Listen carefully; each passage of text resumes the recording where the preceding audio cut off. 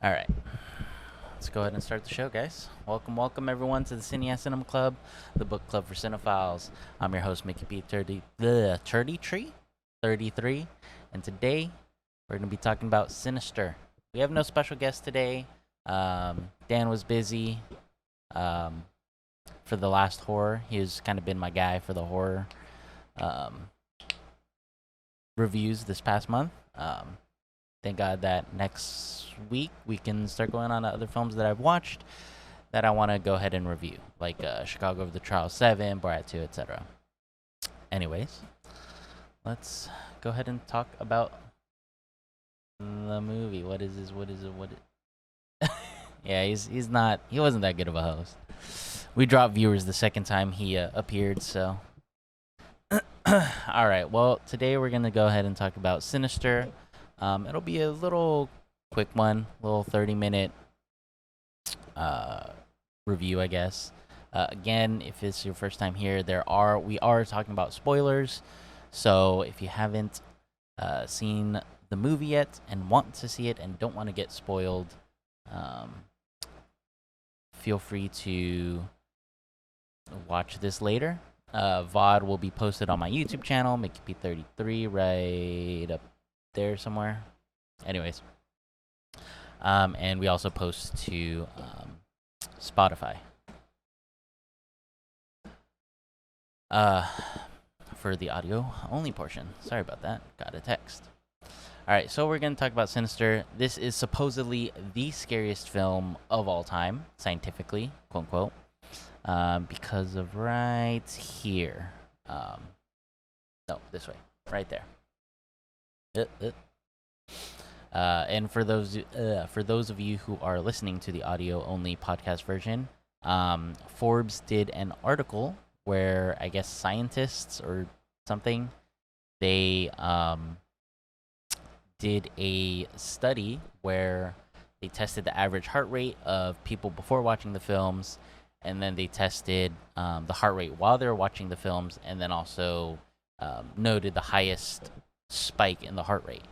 And Sinister was supposedly the again, scientifically scariest film of all time, because the average heart rate of the viewer while watching the movie was higher compared to their resting heart rate, I guess you would say, and I think it had one of the biggest scares. And that graphic, should be over here. And if you want to see it, because you're listening to the audio only version of the show, you can go ahead and check that out on Forbes. I think you just type in scariest movie Forbes, and the little chart will show up, and it shows the top 20, the top 10, and then the top 20 films, scariest films, and then an additional like 10, I think. This past month, if you didn't know, we have reviewed scary movies, 4 scary movies. First one was Insidious, because I heard that one was very revolutionary, I guess. Back in 2012, 2010, I forget when it was released. And then we did Us, because I heard that was a good Jordan Peele movie after Get Out. But that one to me was not that scary. And then we did Hereditary, again, because I heard it was another good film in 2018, very revolutionary for the horror genre. And then, of course, we had to end on Sinister, the scariest film of all time, scientifically, supposedly. And out of the top 4 in that list, we reviewed 3 of the 4, which was Insidious, Hereditary, Sinister, and Conjuring was the I think the 3rd scariest one. It was up there. It was one of the top 4. And I heard the Conjuring series is really good. I may have to give that a view soon, even though I'm not doing any horror films anymore, and I still don't really care for them. I have an appreciation for them now, and I actually do like James Wan as a director now. So we'll probably give that give that a look. I also felt that Us again was more of a like a thriller with some horror aspects. Wasn't scared at all. Um, but back to Sinister. Sinister, again, I haven't seen too many scary films, but Sinister was definitely one of the scariest, probably the scariest film that I've ever watched. Hereditary and Insidious were very scary as well. But that one, because they were focused on also having a good story and used different techniques to scare the audience, I actually liked those. And the scares were just kind of like there as part of the I guess filmmaking process. I guess part of the genre, part of the movie, whatever. Here in Sinister, it is one of the films that I, before watching all these other types of horror films, it is the film that, or the type of horror film that I hated and that I thought all horror films were, which is just gratuitous and sometimes unnecessary and an exorbitant amount of jump scares. Jump scares left and right, and it cheapens the jump scare overall. And I get it. Some of these movies are there just to scare you. That's the whole purpose. The story is very basic and simple, which this one was. And it's kind of like what's that one movie? I think Paranormal Activity. I haven't seen that yet. I'll probably give that a look. But I heard that one just has a bunch of jump scares. But maybe I'm wrong. I'm not sure. But again, horror films I always thought were just all jump scares. They just wanted to scare you. That's why I hate going into those mazes or whatever they're called, like at Universal Studios or the horror nights. I never go to any of those because I hate getting jump scared, like where people just pop out and whatever. So this one, yes, it is one of the scariest films of all time for me because it just had all these jump scares. The film does use the atmosphere very well to help lessen the cheapening of the jump scare, if that makes sense. So even though there's a lot of jump scares and some of them were just like kind of okay, they weren't random, so it was good because even though they used a lot of jump scares, they were well placed and it wasn't misused, I guess you could say.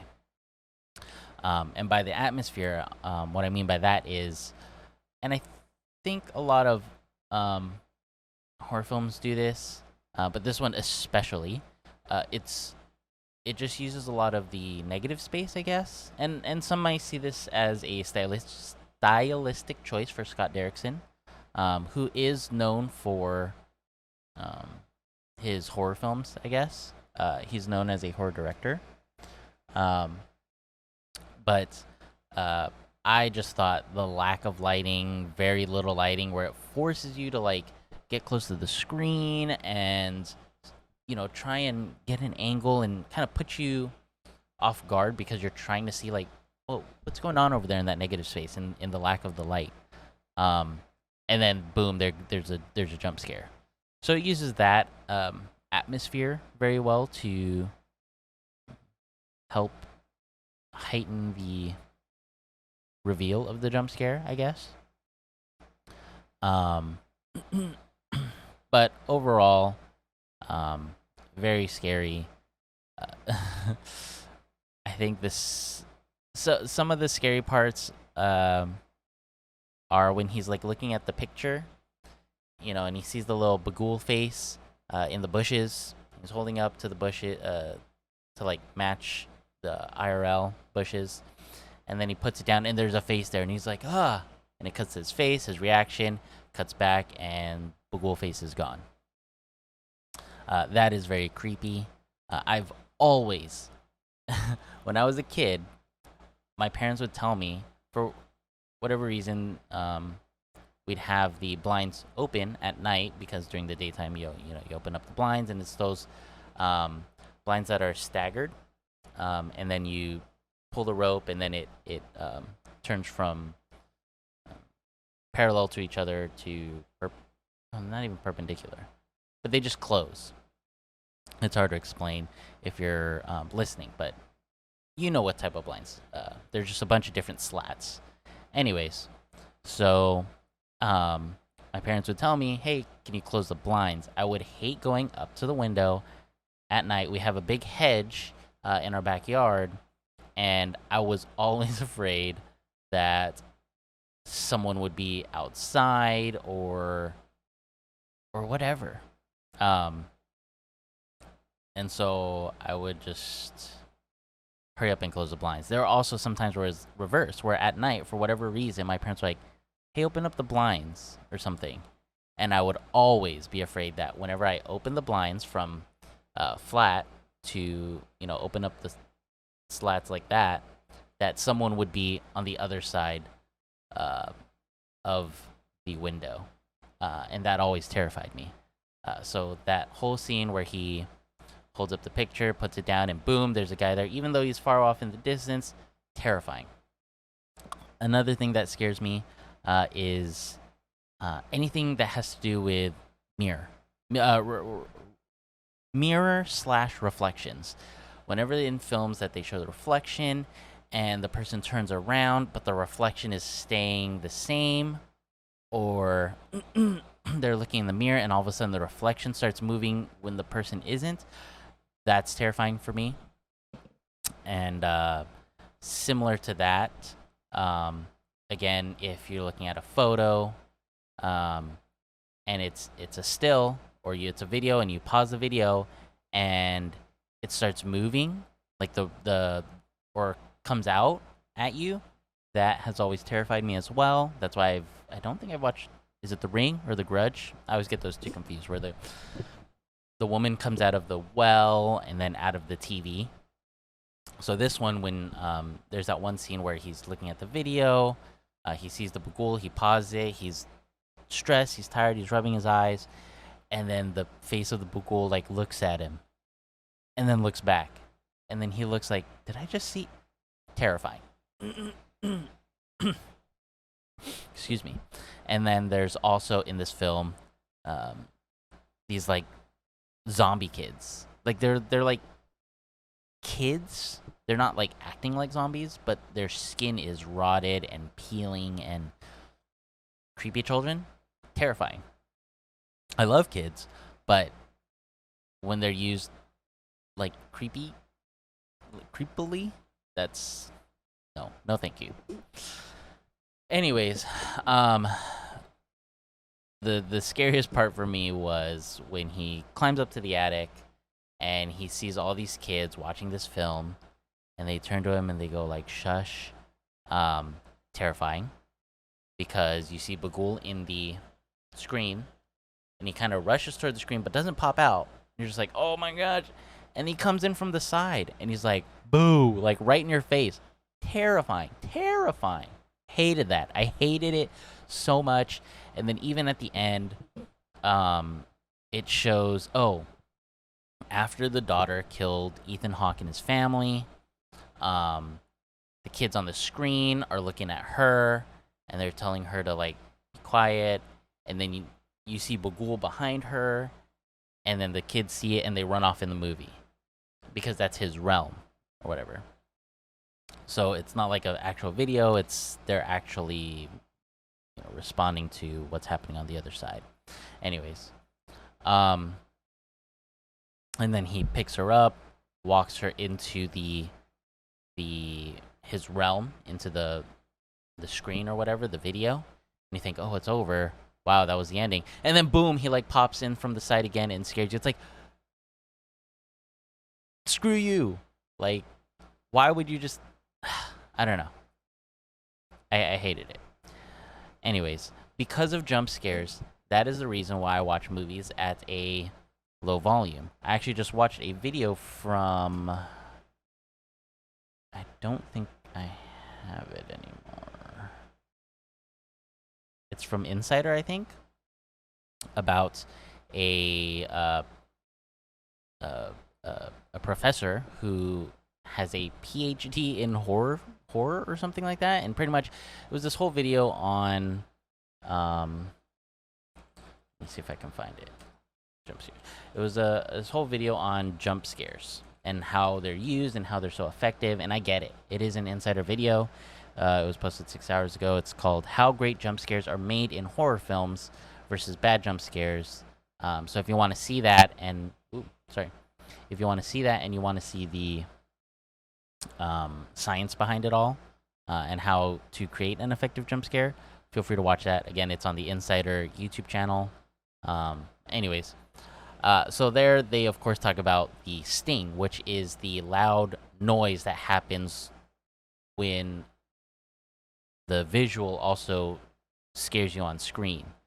And I learned this a long time ago when I was a kid, is that the audio is what makes you jump, to be like, really. So if you watch something with no audio and you see something pop on the screen, you'll be like, whoa, like that surprised me, but it doesn't make you jump. Now, if you were to watch and listen and something pops in front of you, whoa, you're surprised, but then you hear that loud noise, whoa, then you jump because you're like, whoa, what the heck? Like, my visual and my auditory senses are just getting surprised, I guess. And that's what makes you jump. Even if you're just not watching anything and you're just listening to the audio, that's why it's still terrifying. Because when I was a kid, my mom would watch, I think it was like X-Files or something, Buffy. And for me as a kid, those were kind of scary. And so I wouldn't look, but there would still be like loud noises or jump scares, stings, those noises, or even, again, just the build up from the score, the violin, the ding, and the little plucking of the violin. Even while I wasn't watching, I'm anxious because it's like I don't know how, it's just the auditory fact of the horror films are what really gets you, is pretty much what I'm trying to say. So when I was watching Insidious, Hereditary, I watched those on like a 40%, 30% volume, so that even if there was a jump scare, which happened a couple times, it's not as loud, and so I'm still like, but I don't jump and like my heart skips a beat. And that's one of the reasons why I don't, like, I will, now that I am more appreciative of horror films, I don't think I would, I still don't think I would watch it at night with the lights off, for sure, by myself. I watched Sinister alone by myself, which is the first, very scary, but I had the lights on, it was in the daytime, and again, so that I'm not as scared, I lowered the volume to 10%, and sometimes when it was very, tense and terrifying, 0%, because I knew a jump scare was going to happen, and I hate that feeling. Again, that's probably one of the reasons why I would not watch it watch horror films in a theater, because it's dark. Even though you're watching it with someone, it's dark, it's very loud, and the screen is big, so the scares are multiplied, amplified. Anyways, yeah. So I am now open to watching horror films. I will watch them on my own terms. Again, where it lessens the scary factor, I guess.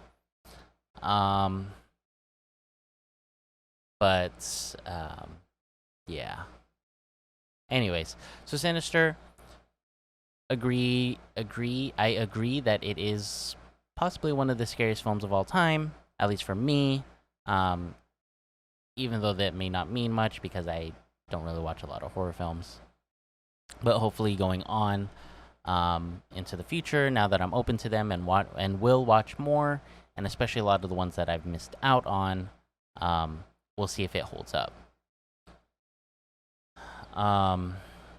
With that being said, the story was very simple. I did like some of the aspects where, it's about this demon. Demons could be real if you believe in that kind of stuff, so it's very creepy. There's a whole lore. There's a guy in the film, a professor played by Vincent D'Onofrio, great actor, very underutilized in this film. But he kind of talks about the lore. I think if they went into the lore a little bit more, the story could have been better, as far as not just a simple story. It's like, oh, give more backstory.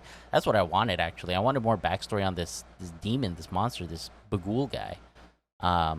Also, the face of the guy, very terrifying. These snuff films of like murders of families, very scary. That's realistic. You have serial killers in real life. That's terrifying. That helps add to the terror in the film. But overall, grading the film overall as and all my criterias, which you can see what I graded on, which is pretty much all encompassing on the filmmaking process, directorial, story, pacing, characters, character development, etc., lighting, camera, action, whatever. I show those criteria in my reviews, so if you haven't seen the review for this film or want to see any other future reviews, follow my YouTube channel, MakeP33. We have reviews every Friday. And you could suggest to me films that you've seen. I actually got one from someone from Indonesia. He's like, hey, do you do film requests? I was like, yeah, of course. So feel free. I love movies. I love film. So let me know if you have any suggestions. But anyways, besides that, this film, it didn't score too high for me. When you take the film as a whole into consideration, I graded it a 6.4 out of 10. So, it was average horror film, nothing too special. But if you like to be scared, if you like these jump scares, this is a good film to watch. Today is Halloween, October 31st. So if you haven't seen it yet or want to get scared, watch it tonight. You will get scared. You should get scared. It's overall a terrifying film. So check it out. Besides that, let's go ahead and finish wrapping it up here. I think what I'll talk about is, I guess, what I've learned throughout watching these horror films. Again, I am now more open to them. I have an appreciation for them. I may go back and watch some of these older movies that I've missed out on. Some that I kind of only seen partial clips of, like The Shining. Because I also do want to watch Dr. Sleep. Movies that have come out recently, like The Invisible Man, Crawl. I think those came out this last year or last year. I hear they're fairly good. They're more of thriller with some horror aspects and some jump scares. I'm okay with that now, I guess. I've realized. So yeah, I've realized that if a film has a good story, it's more so of a thriller. I love thrillers, but if it's like a mystery thriller with aspects of horror, usually those have jump scares in them. I guess I'm okay with that. I pretty much just hate jump scares. Hereditary, Insidious, great stories. Hereditary especially. Saw, I shout out to Bustin' Jautista. And others keep telling me watch Saw. I'll probably watch Saw. That I hear is more of what's it called? It's not really slasher horror, but it's like a torture horror, gory horror. Yes, I have heard that it has a good story. So, and again, I do like James Wan now. I mean, I guess the only thing I've seen before was Aquaman. But after watching Insidious kind of seeing some of his other things. I do want to get into that universe, his Conjuring universe. Even though Saw is not part of the Conjuring universe, I do kind of want to watch Saw. I hear it's very good because I hear that I think there's like 7 or 8 Saw movies now, and that it spans decades, like 6 or 7 decades. And so it's like, oh, it can't be just one guy or something. I'm not too sure about the film, but with those type of films, especially if it's gore, I kind of have to be in the mood for it. You know, I'm not the type of person who can just, be eating pasta with red tomato sauce and just be like, oh, look, there's blood, gore, gore, gore. I kind of have to be in the mood for it. But I'll definitely check that out. If you guys have any other horror films that I have missed out on, let me know. Yes, I did know that he did one of the Fast and Furious films, so I guess I should. I mean, I've been meaning to watch that franchise as well. But yeah, I've learned a lot. So, Jesus. So if I watch the Saw franchise plus Fast and Furious, that's like 16 movies. I mean, depending on how long this quarantine lasts, I may have the time. I do have the time. If I do a whole watch like that, I may just do, and I have been thinking about this, doing a franchise film review, where I review a whole franchise. Something with like Fast and Furious and Saw. I feel like I could encompass that whole. It may be like a 2-part review.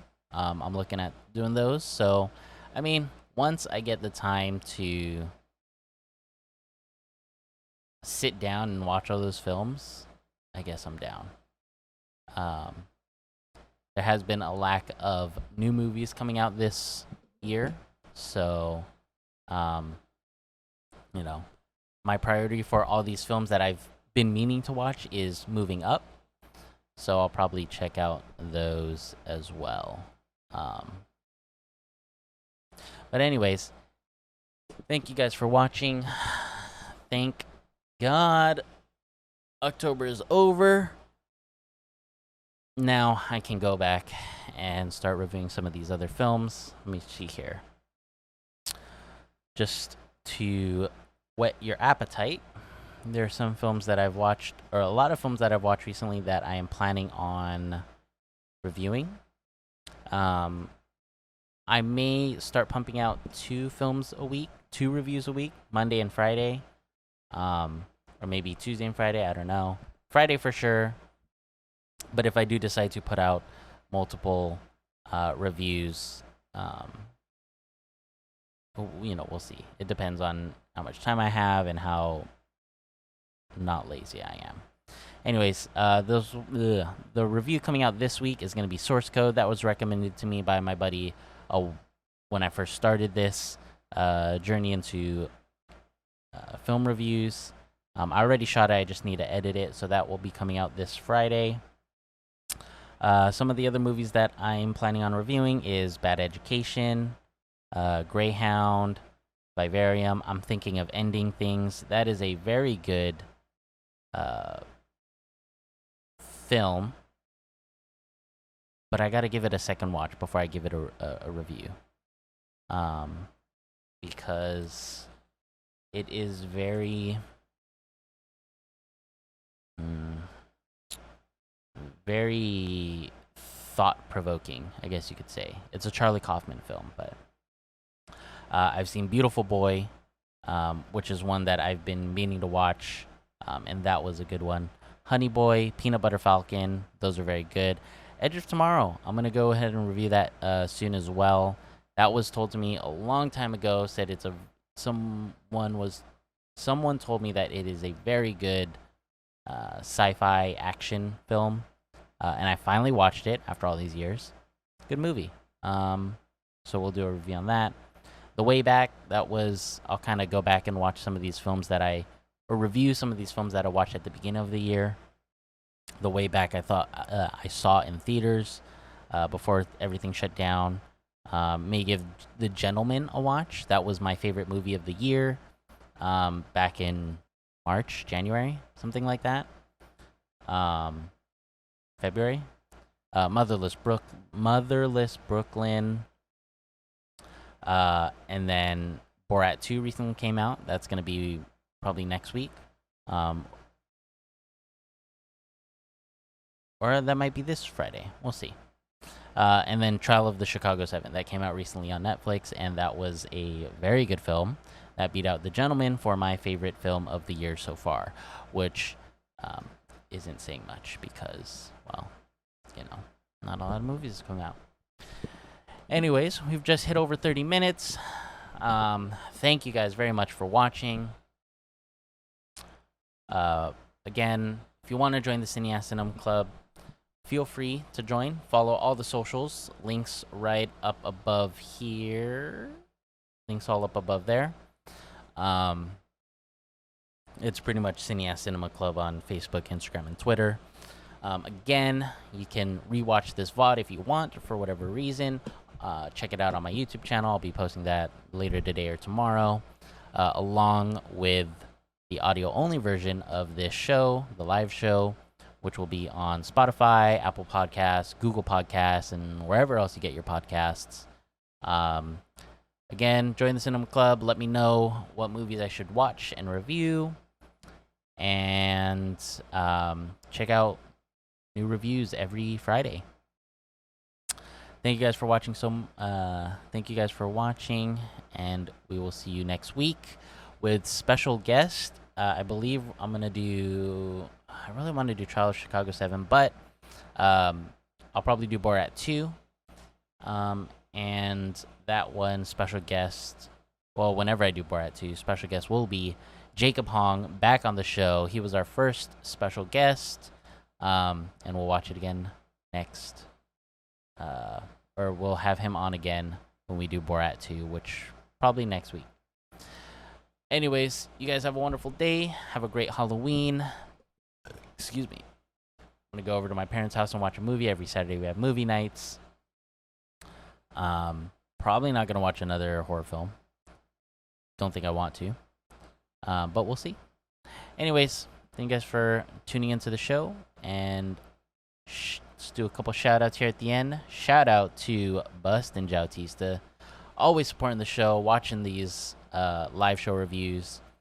No shout out to the duo. He knows who he is, but he's not here today. He bailed on me, so no shout out to him. And shout out to Jacob Hong, Kid with No Shoes. Check out his stream. He streams here on Twitch as well. I actually stream. Well, I haven't streamed in a while on Twitch. Haven't been playing too many video games, but I do occasionally stream. I'm going to try and get more of a schedule in there. I'm trying to get back into it. But let me know if there's any games you want me to play. I've missed out on this whole Phasmophobia, whatever, phase hype. But anyways, let me know. Thank you guys again for watching. This has gone on too long. Peace.